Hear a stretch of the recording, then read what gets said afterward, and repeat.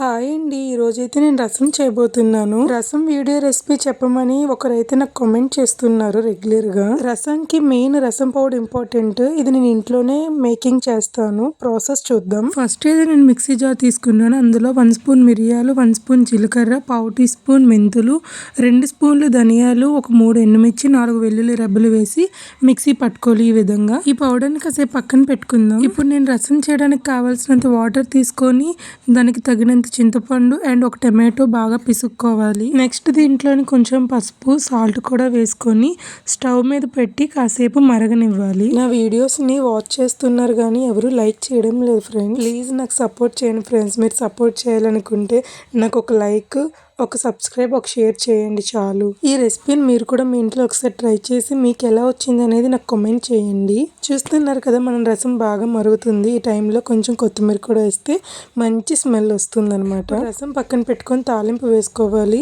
Oil వేసుకొని 2 ఎండుమిర్చి, కొంచెం పోపులు, కొంచెం మెంతులు వేసుకున్నాను. అవి కొంచెం ఫ్రై అయిన తర్వాత ఒక 2 కరివేపాకు రెమ్మలు, అలాగే ఇందాక మనం మిక్సీ పట్టుకున్న రసం పౌడర్ కూడా వేసి అది కొంచెం వేగనివ్వాలి. ఎందుకంటే అన్ని పచ్చి వేసాం కదా, పచ్చి వాసన పోయే వరకు వేగాలి. నెక్స్ట్ మనం మరిగించి పక్కన పెట్టుకున్న రసం కూడా ఇందులో యాడ్ చేసుకోవడమే. సో గుమగుమలాడే రసం రెడీ అయిపోయింది. వేడి వేడి అన్నంలో ఈ రసం వేసుకొని తింటే అలాగ ఎంత అన్నమైనా తినేయచ్చు. మీరు కూడా ట్రై చేయండి.